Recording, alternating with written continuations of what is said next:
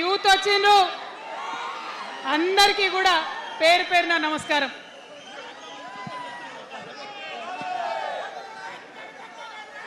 ఇవాళ చాలా చాలా చాలా చాలా మంది ఎదురు చూస్తూ ఉన్నారు ఏం జరుగుతుంది ఈ రాష్ట్రంలో అని. ఒక్క మాట మాత్రం నేను నా తెలంగాణ ప్రజలకు చెప్పగలుగుతా. గత 20 ఏళ్లుగా తెలంగాణ ఉద్యమంలో నేను పోషించినటువంటి పాత్ర, తెలంగాణ జాగృతి పోషించినటువంటి పాత్ర మీ అందరికీ తెలిసిందే. తెలంగాణ ఉద్యమంలో ఆడబిడ్డలందరినీ కూడా భాగస్వామ్యం చేయాలని చెప్పి తెలంగాణ జాగృతి నుండి బతుకమ్మను ఎత్తుకొని ఊరు వాడ తిరిగి మా జాగృతి కార్యకర్తలు తెలంగాణ సాంస్కృతిక దీపాన్ని పదిలంగా దాచిపెట్టుకున్నారు.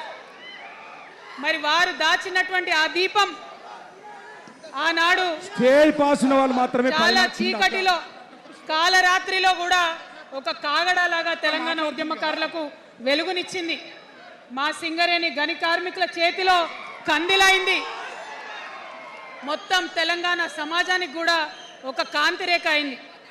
అప్పటి వరకు చాలా మంది మాట్లాడేది, మా స్టూడెంట్స్ అయినా అందరూ కూడా మాట్లాడేది, ఈ ఆంధ్రోళ్ళతోని పంచాయతీ అవుతుందక్క, ఏం చెప్పాలి, మా గురించి ఎట్లా చెప్పుకోవాలి, మన సంస్కృతి గురించి ఎట్లా చెప్పుకోవాలని మాట్లాడినప్పుడు బతుకమ్మ వచ్చిన తర్వాత బలం వచ్చింది.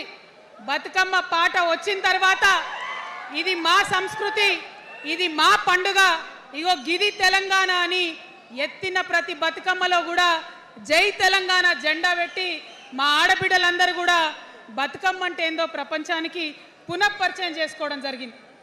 ఏ ఉద్యమానికైనా డెఫినెట్గా భౌగోళిక స్వరూపం ఉంటుంది, శక్తులు ఉంటారు, వ్యక్తులు ఉంటారు, కానీ ఒక సాంస్కృతిక పునాది, సాంస్కృతిక నేపథ్యం ఉన్నప్పుడే ఆ ఉద్యమాలు తుదముత్తాయని చెప్పి అందరం కూడా అనుకుంటాం.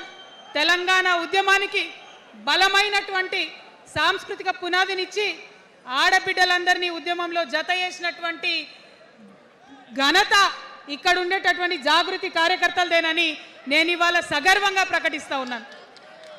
మరి ఇవాళ మిమ్మల్ని నేను కోరేది ఒకటే, కష్టపడ్డాం, తెలంగాణ తెచ్చుకున్నాం, కానీ మనం కలలు కన్న తెలంగాణ వచ్చి 12 ఏళ్ళైనా ఇంకా కూడా మనకు రాలేదు. ఏమేం కలలతో తెలంగాణ తెచ్చుకున్నామో ఆ కలలన్నీ ఇంకా నిజం కాలేదు. మరి తెలంగాణ ఉద్యమ రథం, ఆనాటి ఉద్యమ రథసారథి కేసీఆర్ గారి నేపథ్యంలో తెలంగాణ ఉద్యమ రథం ఎక్కడనో దారి తప్పింది. తెలంగాణ ప్రజల ఆర్తిని అది అర్థం చేసుకోలేకపోయింది. డెఫినెట్గా సామాజిక తెలంగాణ రథచక్రం అనేది విరిగి ముక్కలైపోయింది. ఒక కొత్త రాష్ట్రం వచ్చిన తర్వాత ఏ తరహా అయితే పని జరగాలో, ఏ తరహా అయితే పనులు ప్రారంభించుకోవాలో అవి జరగలేదని చెప్పడానికి ఒక ఇంత బాధపడతా ఉన్నాను. ఆనాడు ఏమనుకున్నాం, తెలంగాణ రాష్ట్రం వస్తే మనందరి బానిస సంఖ్యలు పోతాయి అనుకున్నాం, కానీ రైతులకు బేడీలు పడ్డాయి, ఇసుక దందా మీద ప్రేమతోని నేరెళ్ళల దళితులకు దెబ్బలు పడ్డాయి, చావులైనాయి. ఒకరిద్దరు కలిసి మాట్లాడుకోవాలంటే ఎవరు ఫోన్ ఎక్కడ మానిటర్ చేస్తుండ్రో అని భయం, వ్యక్తిగత స్వేచ్ఛ లేదు, దారుణమైనటువంటి నిఘా నీడలో తెలంగాణ అంతా కూడా బతికింది. ఇది వాస్తవం.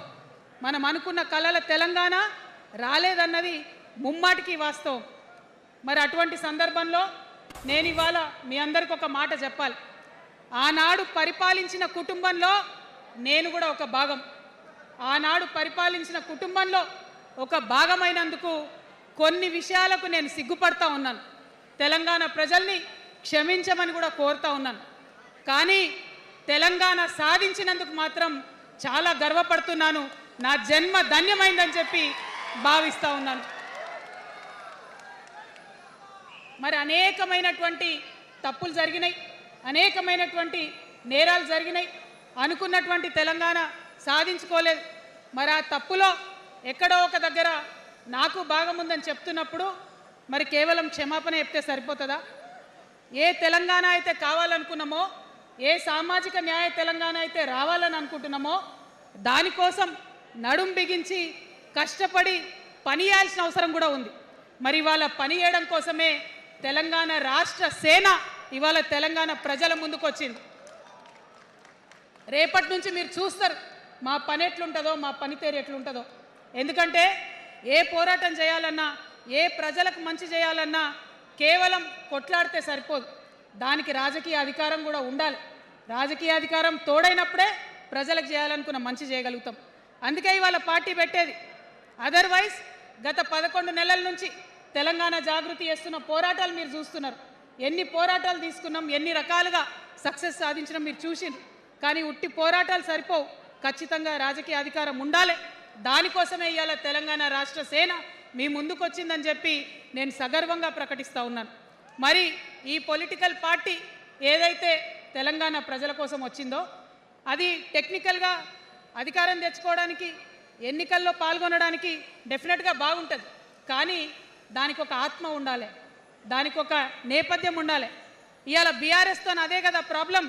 టెక్నికల్గా బాగున్నారు, ఎలక్షన్ పోతున్నారు, సీట్లు గెలుస్తున్నారు, కానీ తెలంగాణ ఆత్మను కోల్పోయింది. కాబట్టే ఇవాళ తెలంగాణ రాష్ట్ర సేన వచ్చింది. నేను తెలంగాణ ప్రజలందరికీ చేతులు జోడించి నమస్కరించి ఒక మాట చెప్తున్నా, హార్ట్ఫుల్గా చెప్తున్నా, నా హృదయాంతరాల నుంచి ఒక మాట చెప్తా ఉన్నా. నేను తెలంగాణలో ఉన్న 3.5 కోట్ల మంది తెలంగాణ బిడ్డలందరికీ ఒక అమ్మగా పరిణితి చెందాలనుకుంటున్నా.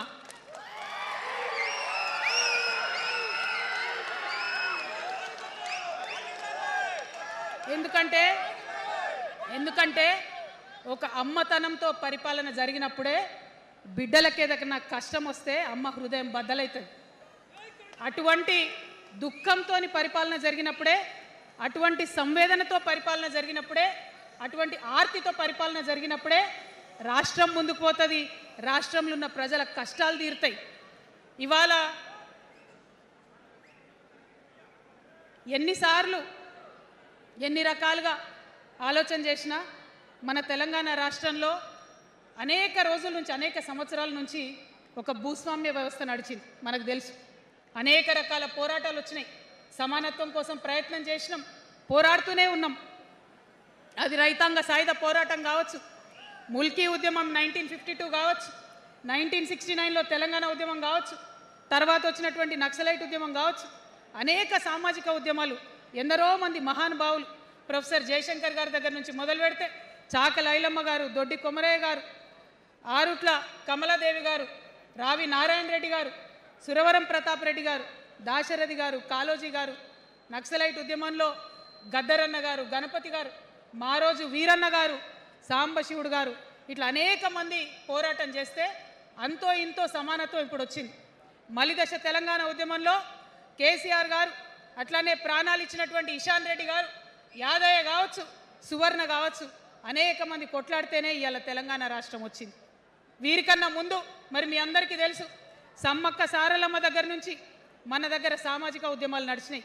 కొమరం భీమ్ కావచ్చు, సమ్మక్క సారయ్య కావచ్చు, సారలమ్మ కావచ్చు, షోయబుల్లా ఖాన్ కావచ్చు, మగ్దూమ్ మొయ్యుద్దీన్ కావచ్చు, ఇట్లా అనేక మంది కొట్లాడితే కొంచెం సమానత్వం వచ్చింది. కొండా లక్ష్మణ్ బాపూజీ గారిని తెలుసుకోవాలి, పండుగ సాయన్నని తెలుసుకోవాలి, సర్వాయి సర్దార్ పాపన్న గౌడ్ని తెలుసుకోవాలి. ఇట్లా అనేక మంది కొట్లాడింది. పంతు నాయక్ గారు ఉన్నారు, మరి ఇట్లా ఆదివాసీ వీరులు అనేక మంది ఉన్నారు. బియ్యాల జనార్దన్ రావు ఉన్నారు, ఆదివాసీల కోసం కొట్లాడినటువంటి బిడ్డ. వీరందరినీ కూడా వారి స్ఫూర్తిని తీసుకుంటాం. రాజ్యాంగబద్ధంగా రాజకీయ శక్తితోని పోరాటాలు మిళితం చేసి, ప్రజా పోరాటాలు మిళితం చేసి మనం కలలుగనేటటువంటి సామాజిక న్యాయ తెలంగాణను సాధిస్తామని మళ్ళొకసారి సగర్వంగా ప్రకటన చేస్తూ ఉన్నాం. మరి వాళ్ళ తెలంగాణ రాష్ట్ర సేన మీ ముందుకు వచ్చిందంటే ఉట్టిగానే రాలే. తెలంగాణలో ఏం జరుగుతుందో ఒకసారి తెలుసుకోవాలి, మనం ఆలోచన చేసుకోవాలి, అర్థం చేసుకోవాలి. ఎన్ని పార్టీలు ఉన్నాయి? 3 పార్టీలు ఉన్నాయి. భారతీయ జనతా పార్టీని తీసుకుందాం. ఆ బీజేపీ అనే పార్టీకి అసలు తెలంగాణ ఏర్పాటే ఇష్టం లేదు, తెలంగాణ ఏర్పాటు అవడమే ఇష్టం లేదు. అందుకే వాళ్ళ అగ్రనాయకత్వం అంతా కూడా ఏం మాట్లాడతారు? తల్లిని చంపినరు, పిల్లని బతికించరు అని ఒకలంటారు. ఇంకొకరు ఏమంటారు? నిన్ననే ఒక తలకాయ లేని ఎంపీ, మెడకాయ మీద తలకాయనే లేదు ఆయనకు, ఏమన్నాడు ఆ ఎంపీ? ఇండియా పాకిస్తాన్ విడదీసినట్టట, ఆంధ్ర తెలంగాణను విడదీసిరట. మరి వాళ్ళ అగ్రనాయకత్వం ఇన్ని మాటలు అంటుంటే మన ప్రాంతంలో ఉన్నటువంటి భారతీయ జనతా పార్టీ బానిస ఎంపీలు ఎవరైతే ఉన్నారో ఒక్క మాట కూడా వాళ్ళు మాట్లాడరు. ఫెడరల్ స్ఫూర్తికి విరుద్ధంగా రాష్ట్రం ఏర్పాటు అయిన తర్వాత 7 మండలాలు మనకి గుంజుకుంటే పార్లమెంట్లో పల్లీకులు ఇస్తారు కానీ ఆ ఎంపీలు ఒక్క మాట కూడా మాట్లాడరు. మనకు 8 రూపాయలు ఇవ్వకపోతే ఆ ఎంపీలు ఒక్క మాట మాట్లాడరు. విభజన హామీలు ఇవ్వకపోతే ఆ బీజేపీ బానిస ఎంపీలు ఒక్క మాట కూడా మాట్లాడరు. అంతేకాకుండా సామాజిక న్యాయం అనేటటువంటి ఒక కాన్సెప్ట్కే బద్ద వ్యతిరేకి భారతీయ జనతా పార్టీ. అందుకే ఏం చేస్తున్నారు, మహిళా బిల్ అయితే మోసం 2 సార్లు పాస్ చేసిర్రు, దాన్ని మొత్తానికే పక్కన పెట్టేసిండ్రు. బీసీ బిల్లు ఇక్కడికి వెళ్ళి పంపిస్తే దాన్ని తొక్కిపెట్టిండ్రు.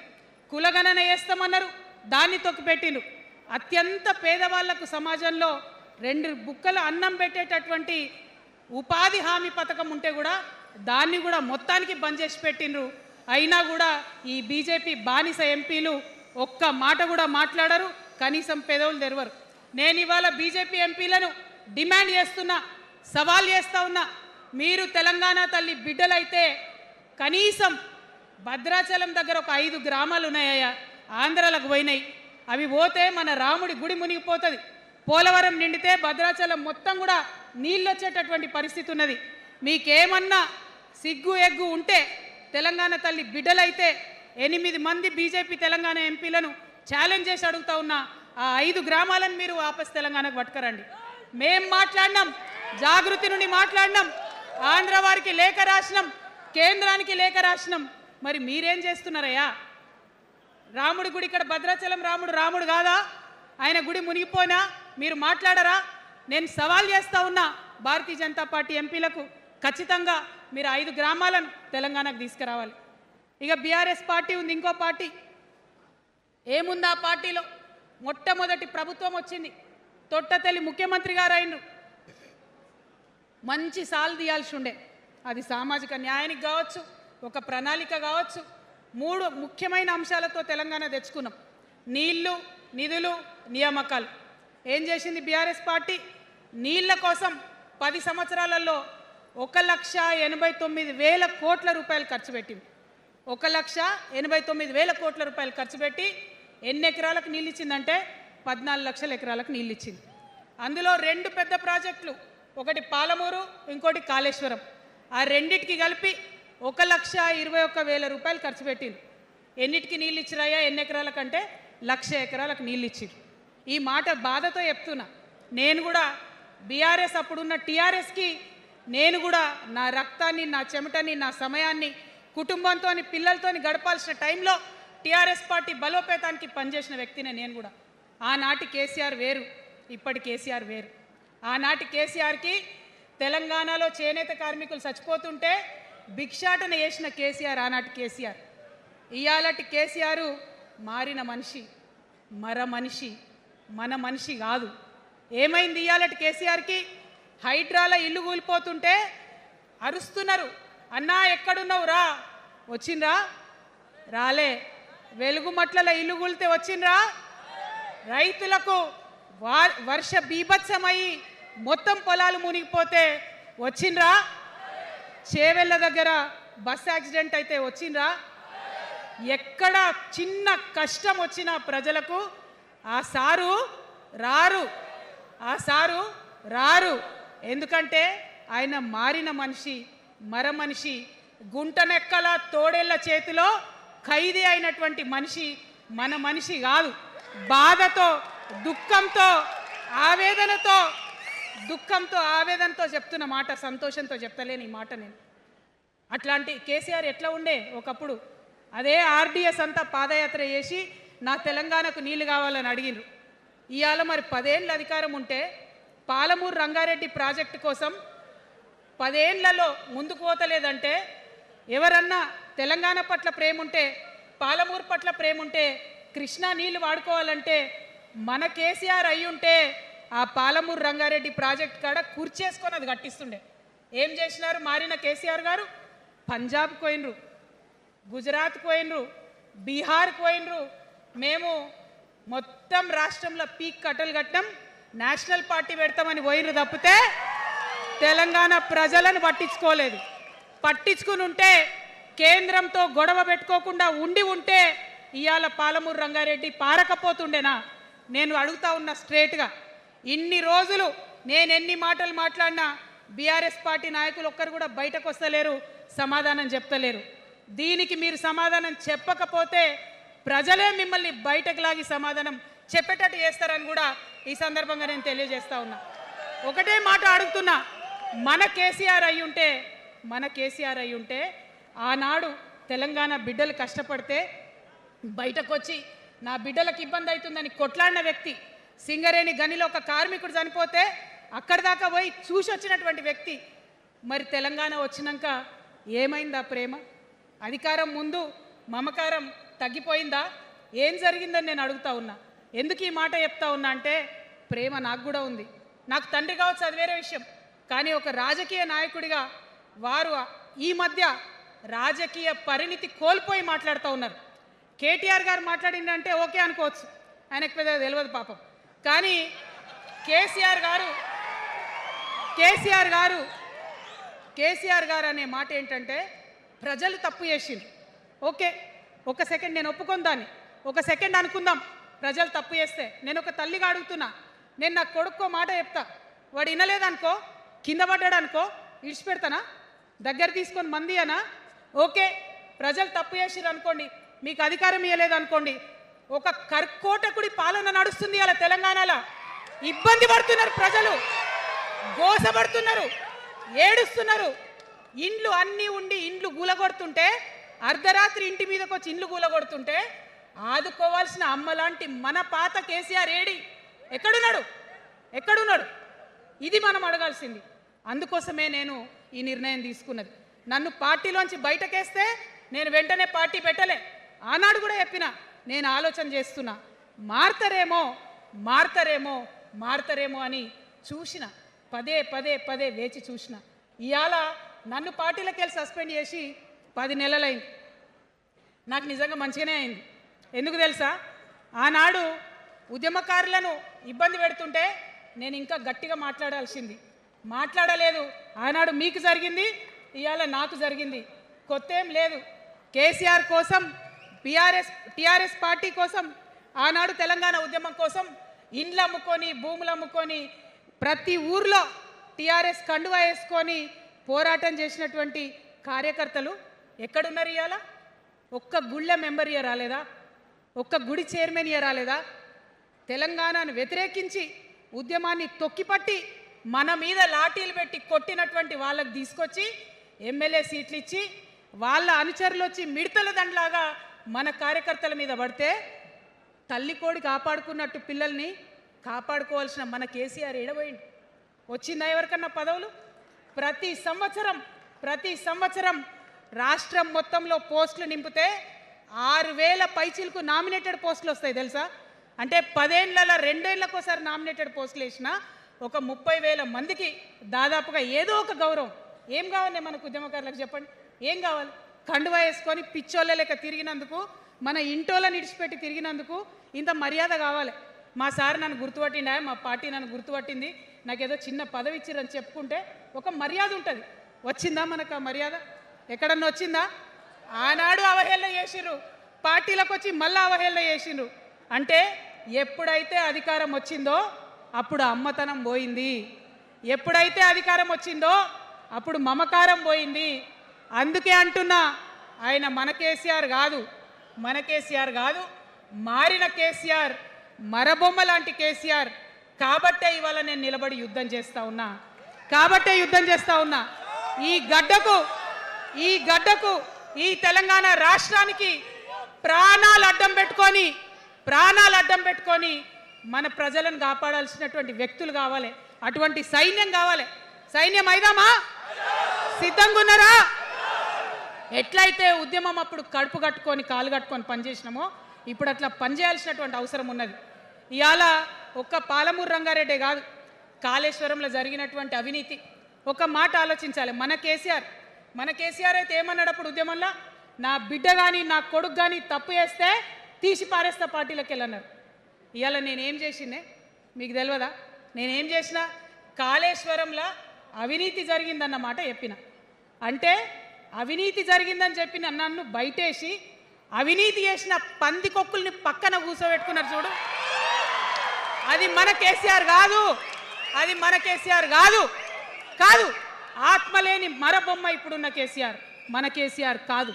మన కేసీఆర్ అయితే కళ్ళెత్తి చూసే ధైర్యం ఉండకుంటుండే, కాళ్ళు మొక్కేటటువంటి తత్వం ఉంటుండే. ఇవాళ అది మన కేసీఆర్ కాదు. కాబట్టే ఎదురుగా నిలబడి కొట్లాడుతా నాతో కలిసి వస్తారా? సిద్ధమేనా? ఇవాళ బీఆర్ఎస్ పార్టీ చేస్తున్నటువంటి అనేక తప్పులు, అనేక అంశాలు ఉన్నాయి. ఒకటి కాదు, రెండు కాదు. ఇది ప్రారంభం మాత్రమే. మొదలు పెట్టినాం, జస్ట్ ఇల్లలికినాం. In front there is crocodiles festival. తర్వాత చాలా చెప్పేది ఉంది, అప్పుడు చెప్దాం. ఇప్పుడు ఏం జరుగుతుంది ఈ రాష్ట్రంలో? ఒక కర్కోటకుడు ఆయన పరిపాలన జరుగుతుంది. బాధ అనిపిస్తుంది ఒక పొలిటికల్ లీడర్ని కర్కోటకుడు అనాలంటే. కానీ అనక తప్పని పరిస్థితి.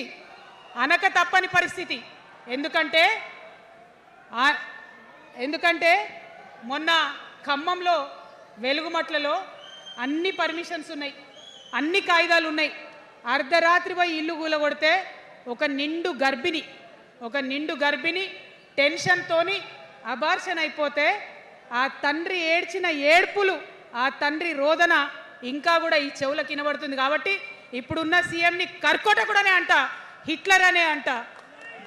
2 నెలల చిన్న పాప పసికందు కుమ్మెర గ్రామంలో చచ్చిపోతే ఇప్పటి వరకు కూడా కేసు పెడతలేరు. హోంమంత్రి కూడా ముఖ్యమంత్రే, ఆయనకు తీరిక లేదు పాపం. చిన్న పసికందు చచ్చిపోతే ఇప్పటి వరకు కేసు పెడతలేరు. అందుకే అంటున్నా, కర్కోటకుడైనటువంటి సీఎం పరిపాలనలో ఉన్నాం. ఖచ్చితంగా కొట్లాడాల్సిందే.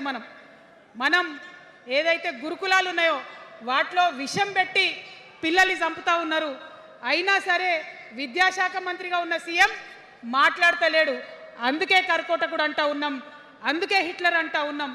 కర్ల రాజేష్ అనేటటువంటి దళిత యువకుడు కస్టడీలో చచ్చిపోతే ఇప్పటి వరకు కూడా దానికి బాధ్యులైన పోలీసులను ఏం చర్యలు తీసుకోలేదు వాళ్ళ మీద. అందుకే కర్కోటకుడు అంటా ఉన్నాం, అందుకే హిట్లర్ అంటా ఉన్నాం. పిడికిలి బిగించి ఇప్పుడున్నటువంటి రాక్షస కాంగ్రెస్ పైన ఖచ్చితంగా కొట్లాడతాం, అందరికన్నా ఎక్కువ కొట్లాడతాం. ఇప్పుడు మనమే ప్రధాన ప్రతిపక్షం అవుతాం. 2 ఏళ్ల తర్వాత మనమే అధికార పక్షం అవుతాం. ఖచ్చితంగా అధికారంలోకి వస్తాం. ఎందుకోసం వస్తాం అంటే నేను ఒక మాట చెప్పాలి. అందరినీ మనం మాటలు అంటున్నాం కదా, we are opposing everybody, we are criticizing everybody. But what is the solution? Don't oppose without propose అని కాన్షీరామ్ గారు చెప్పారు, నేను చెప్పలే. డోంట్ అపోజ్ వితౌట్ ప్రపోజ్ అని. సో నేను కొన్ని ప్రపోజల్స్ తెలంగాణ ప్రజల ముందు పెట్టాలనుకుంటున్నా. నేను ఈ 3 పార్టీలు అధర్మంతో నిండిపోయినాయి, అవినీతితో నిండిపోయినాయి, బంధుప్రీతితో నిండిపోయినాయి, కుటుంబ అవినీతి పరిపాలనతో నిండిపోయినాయి. కాబట్టి నేను ఒక ప్రపోజల్ చెప్తున్నా.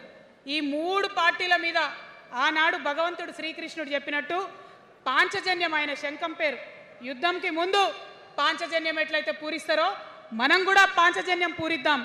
ఒక 5 అంశాలను ప్రధానంగా తీసుకుందాం. ఆ 5 అంశాల కోసం ఇప్పుడు కొట్లాడదాం. రేపు ప్రభుత్వంలోకి వచ్చిన తర్వాత మన ప్రజలకు చేద్దాం. ఏం అంశాలు అవి? మొట్టమొదటిది విద్య. ఇవాళ గవర్నమెంట్ స్కూల్స్ అంటే ఆనాడు కేసీఆర్ గారు స్కూల్ బంద్ చేసుకుంటూ వచ్చారు, అదే రేవంత్ రెడ్డి గారు కొనసాగిస్తున్నారు. ఎక్కడా కూడా ప్రభుత్వ పాఠశాలలలో వసతులు లేవు. వాష్రూమ్ ఉండదు, వాచ్మెన్ ఉండడు, అటెండర్ ఉండడు. పిల్లలే పోయి బెల్లు కొట్టుకోవాలి, పిల్లలే పోయి బాత్రూమ్లు కడుక్కోవాలి, మంచినీళ్ళు ఉండవు. భయంకరమైన పరిస్థితి ఉంది. నేనేమంటా అంటే గుడిని ఎంత పవిత్రంగా చూస్తామో బడిని కూడా అంతే పవిత్రంగా చూడాలి. గుడిని ఎంత పవిత్రంగా చూస్తామో బడిని అంత పవిత్రంగా చూడాలి. కాబట్టి నేను ఒక మాట అంటున్నా, ప్రతి ఊర్లో ఒక బడి ఉండాలి, ప్రతి తరగతికి ఒక టీచర్ ఉండాలి. ప్రతి ఊర్లో ఒక బడి ఉండాలి, ప్రతి తరగతిలో ఒక టీచర్ ఉండాలి. ఖచ్చితంగా అట్లా జరిగినట్టయితే ప్రభుత్వ పాఠశాలలు మంచిగా అవుతాయి. మరి నా పేద మధ్యతరగతి ఆడబిడ్డలు, మా అక్కలు అమ్మలు అనుకుంటున్నారు, అక్క మరి ఆల్రెడీ మా పిల్లలు ప్రైవేట్ స్కూళ్ళలో చదువుతున్నారు, వాళ్ళ సంగతి ఏందని. నేను మాట ఇస్తా ఉన్నా, ఇవాళ మన ప్రభుత్వం వస్తుంది, ఖచ్చితంగా వస్తుంది. ఎందుకంటే ప్రభుత్వంలో వచ్చేది మీ అమ్మ కాబట్టి అమ్మ జేబు చూడదు, కడుపు చూస్తుంది. అమ్మ జేబు చూడదు, కడుపు చూస్తుంది. కాబట్టి మీ పిల్లలు ప్రైవేట్ పాఠశాలలో చదువుతున్నా, ఎంతవరకు చదువుకున్నా కంప్లీట్గా మీ మీద ఒక్క రూపాయి కూడా భారం పడకుండా చదివించే బాధ్యత మేము తీసుకుంటాం. అది ప్రైవేట్ పాఠశాలలు కానీ, డాక్టర్ కానీ, ఇంజనీర్ కానీ, రాకెట్ సైంటిస్ట్ కానీ మన తెలంగాణ బిడ్డలు చదువుకుంటే ఒక్క రూపాయి కూడా పేద మధ్యతరగతి వాళ్ళ మీద భారం పడకుండా ఉచిత విద్యను అందించే బాధ్యత నేను నా తెలంగాణ బిడ్డల కోసం తీసుకుంటా అని ఈ సందర్భంగా తెలియజేస్తున్నా. ఇవాళ పరిస్థితి ఏంటిది? యూనివర్సిటీలో ఉన్న పిల్లలు అంతకుముందు తెలంగాణ రాకముందు నేను చూసిన రక్తం అమ్ముకునేది డబ్బులు లేకపోతే. ఇవాళ ఏం చేస్తున్నారు? బావర్చి కాడ గిగ్ వర్కర్ లెక్క గోడ మీద కూర్చొని వెయిట్ చేస్తున్నారు. అవునా కాదా? ఎందుకంటే ఆ గిగ్ వర్కర్ చేస్తే అంతో ఇంతో పైసలు వస్తాయి, పేరెంట్స్ మీద ఆధారపడకుండా ఉండొచ్చు అని. మరి యూనివర్సిటీలను పట్టించుకున్నామా? బీఆర్ఎస్లో ఉన్నప్పుడు 10 ఏళ్ళు ఒక్క రూపాయి కూడా ఇవ్వలేదు యూనివర్సిటీకి. ఆ యూనివర్సిటీ మిత్రులకు, పాఠశాలలో ఉన్నటువంటి వారందరికీ నేను ఒకటే ప్రపోజల్ చేస్తున్నా, మీరు ఎంత చదువుకుంటారో చదువుకోండి, ఒక్క రూపాయి కూడా మీ మీద భారం పడకుండా చదివించే బాధ్యత తెలంగాణ రాష్ట్ర సేన తీసుకుంటుంది. ప్రైవేట్ పాఠశాలలు కూడా బాగుంటాయి, ప్రభుత్వ పాఠశాలలు కూడా బాగుంటాయి, కానీ భారం తల్లిదండ్రుల మీద పడదు. అది మీ అమ్మ ప్రభుత్వంలో జరగబోతుందని, మీ తల్లి ప్రభుత్వంలో జరగబోతుందని మీకు మాటిస్తా ఉన్నా. సెకండ్, మనకేమవుతుంది? మన తెలంగాణలో పేద మధ్యతరగతి ప్రజలకు ఏమవుతుంది? ఎవరన్నా ఇంట్లో రోగం వస్తే, ఒక యాక్సిడెంట్ అయితే ఇల్లు గుల్లవుతుంది. అందుకే ఆలోచన చేసి వైద్యం గురించి ఒక నిర్ణయం తీసుకున్నా. మన రెండో అంశం పాంచజన్యంలో వైద్యం కోసం అనేక అగచాట్లు పడుతున్నారు, అనేక ఇబ్బందులు పడుతూ ఉన్నారు. నేను ఒకటే మాట ఇస్తా ఉన్నా, ఏ రోగమన్నా రాని, ఎంత పెద్ద హాస్పిటల్ అన్నా కానీ, మన తెలంగాణలో మన జబ్బు ఎక్కడ తగ్గుతుందో అక్కడ మీ జేబులకెళ్ళి ఒక్క రూపాయి ఖర్చు కాకుండా ఉచిత వైద్యం అందించే బాధ్యత మేము తీసుకుంటా ఉన్నాం. ఉచితంగా విద్య ఇచ్చి, ఉచితంగా వైద్యం ఇచ్చినాక నా తెలంగాణ బిడ్డల మీద నాకు నమ్మకం ఉంది. మనం కష్టపడే బిడ్డలం, మీరే పైసలు సంపాదించి ఇస్తారు, మీరే రాష్ట్రాన్ని ముందుకు తీసుకుపోతారు. అవునా కదా? ఉచిత విద్య, ఉచిత వైద్యం మన 2 అంశాలు పాంచజన్యంలో. మూడవది వ్యవసాయం. మా రైతన్నలు ఉన్నారు, మా రైతన్నలు ఎంతో కష్టపడి మరి పంటలు పండించి చెమటలు కక్కి మనందరికి అన్నం పెడతారు. మీ అందరినీ నేను కోరేది ఒకటే, ఇవాళ అందరూ అర్రాస్ పాట పాడినట్టు నీకు ఎకరానికి ఇంత ఇస్తా అని చెప్పి మాట్లాడుతున్నారు తప్పితే మనకున్న కష్టం ఎవరైనా తీరుస్తున్నారా? ఏం కష్టం ఉంటుంది రైతుకి? భూమి కష్టం ఉంటుంది, చెప్పుకోవాలి. భూమి మీద దాని ఇబ్బంది ఉంది. ఎంఆర్ఓ ఆఫీస్కి పోతే మనని ఎవడన్నా రాణిస్తాడా? మాట్లాడతాడా? నీ దోతి బాగలేదు, నీ అంగి బాగలేదు, నీ కాళ్ళకు మట్టి ఉండే, నీ చెప్పులకు మట్టి ఉండే రానియరు. అదే సూటు బూట్ వేసుకొని ఎవరన్నా వస్తే ఏం చేస్తారు? పిలిచి కూర్చోబెట్టి, చేంబర్లో కూర్చోబెట్టి, చాయ్ ఇచ్చి, కాఫీ ఇచ్చి అన్ని పనులు చేసి పంపుతారు. మన ప్రభుత్వం రాబోతా ఉంది. ఆ ప్రభుత్వంలో రైతే రాజు అనేటటువంటి నినాదాన్ని నిజం చేస్తాం. ప్రతి ఆఫీస్లో, అది ఎంఆర్ఓ ఆఫీస్ కానీ, కలెక్టర్ ఆఫీస్ కానీ, ప్రతి ప్రభుత్వ ఆఫీస్లో నేను రైతునని పోతే సపరేట్ కౌంటర్ ఉండాల్సిందే, కుర్చీ మీద కూర్చోబెట్టాల్సిందే, మీకు పని చేసి పెట్టాల్సిందేనని ఈ సందర్భంగా నేను తెలియజేస్తా ఉన్నా. నేను రైతునని గర్వంగా చెప్పుకునే విధంగా మేము పరిపాలన చేస్తాం. అది కాకుండా మిగతా ఏదైతే టైంకి రావాల్సిన కరెంటు, ఇప్పుడు రేవంత్ రెడ్డి గారి దయ వల్ల మళ్ళీ రాత్రిపూట కరెంట్ వస్తుంది, అట్లా ఉండదు. రేపు మన ప్రభుత్వం వస్తుంది, టీఆర్ఎస్ ప్రభుత్వం వస్తుంది. వచ్చినాక 24 గంటలు నాణ్యమైన కరెంటు, పొద్దుటిపూట కరెంటు, రైతులకు ఉచిత కరెంట్ ఇస్తాం. అదేవిధంగా యూరియా కావచ్చు, కొనుగోలు కేంద్రాలు కావచ్చు, మీరు ఎక్కడ పోయి అడగాల్సిన అవసరం లేకుండా అన్నీ మీ దగ్గరకు వచ్చేటట్టు చేస్తాం. మరి అనేక అంశాలు ఉన్నాయి రైతుల గురించి మాట్లాడేటి. ఇప్పుడు ఎంత గోసపడుతున్నారో తెలుసు. ఒక్కొక్కటి మాట్లాడుకుంటూ వెళ్దాం. రైతుని రాజుని చేసేది నినాదంగా ఉండే దాన్ని నిజం చేస్తామని మాత్రం మీ చెల్లెగా, సోదరిగా నేను మీకు మాట ఇస్తా ఉన్నాను. ఇక 4వ అంశం ఉపాధి. మనకి ఇక్కడ చాలా యూత్ ఉన్నారు. మిమ్మల్ని అందరూ నేను ఒక మాట చెప్తా ఉన్నా, ఒక మాట అడుగుతా ఉన్నా. ప్రతి ప్రభుత్వం ఏం చెప్తుంది? ప్రతి ప్రభుత్వం స్వతంత్రం వచ్చినప్పటి నుంచి ఇప్పటి వరకు ఏం చెప్తారు? ఉద్యోగాలు ఇస్తాం, ఉద్యోగాలు ఇస్తాం, ఉద్యోగాలు ఇస్తాం. అవునా? అసలు నాకు మాట తెలియక అడుగుతా. ఒక యువ మిత్రుడు ఉంటే, ఒక యువతి ఉంటే, నేను వ్యాపారం చేసుకోవాలనా, నేను ఉద్యోగం చేసుకోవాలనా, నేను కళారంగానికి పోవాలనా, నేను ఇంకోటి కావాలనా అనే స్వేచ్ఛ నాకు ఉండాలి కదా, నాకు ఉండాలి. కానీ ప్రభుత్వాలు మనకేం చెప్తాయి? నువ్వు ఉద్యోగం చేయి, 9 to 5 ఉద్యోగం చేయి, బానిస బతికే బతుకునేటటువంటి కండిషనింగ్ చేస్తూ ఉన్నాయి. ఇప్పుడు చాలామంది యూత్తో నేను మాట్లాడినా, నాకు ఒక మాట చెప్తా ఉన్నారు, అక్క మా పరిస్థితి ఎంత ఘోరం ఉందంటే బయట ఉద్యోగం దొరకలేదు చదువుకున్న చదువుకి. మా అమ్మ సెల్ఫ్ హెల్ప్ గ్రూప్లో ఉండి ఆమె 2 లక్షల రూపాయలు తీసుకొచ్చి ఇస్తే నేను బండి కొనుక్కోవాలి, ఆమె 3 లక్షల రూపాయలు తీసుకొచ్చి నాకు ఇస్తే నేను ఆటో కొనుక్కొని నడుపుకోవాలి.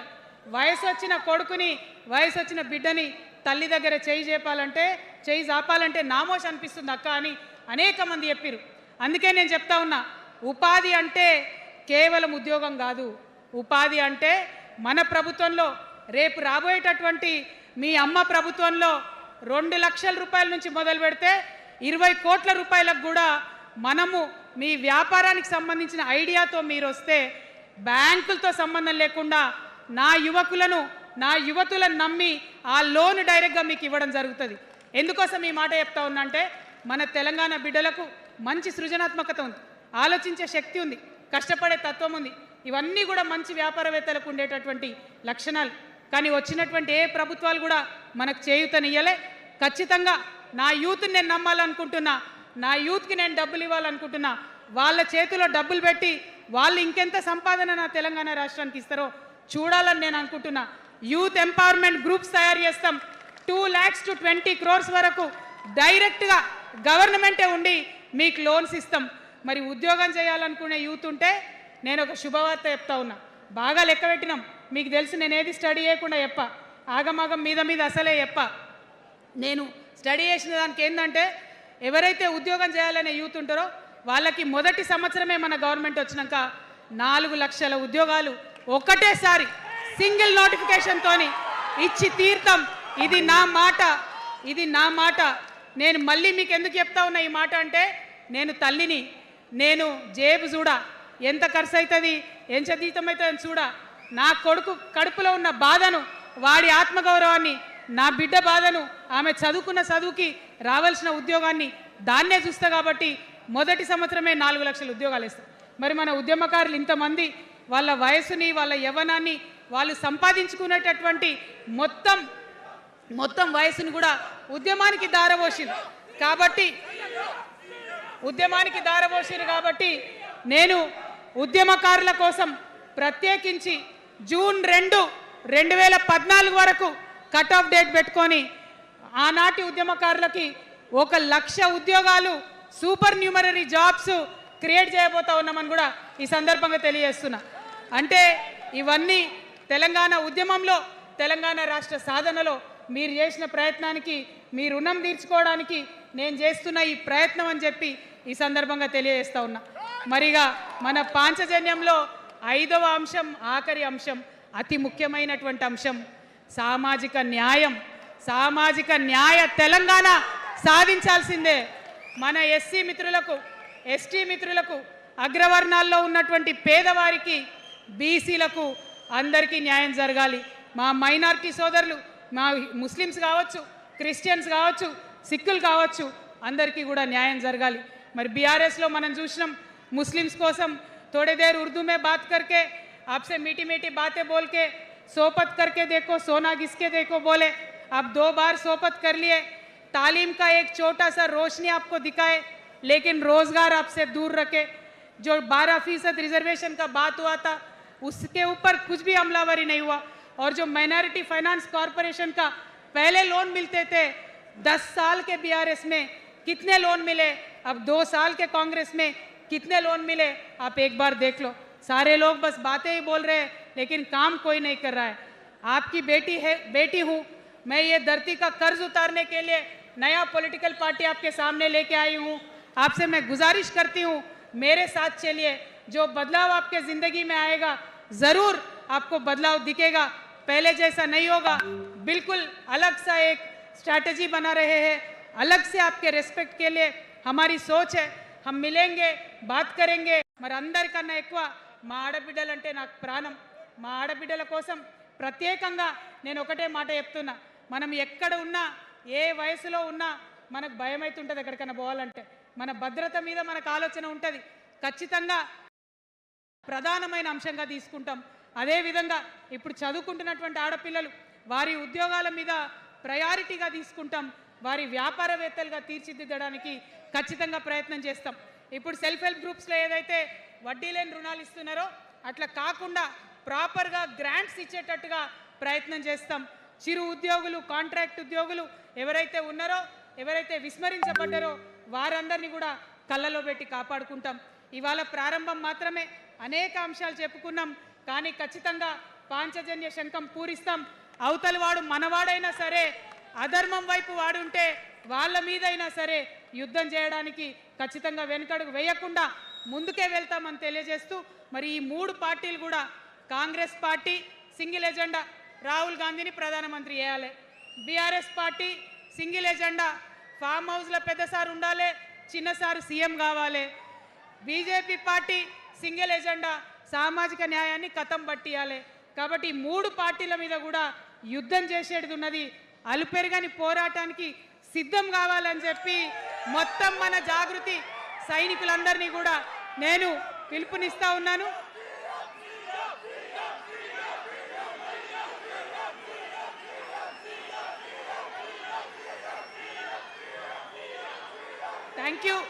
Thank you.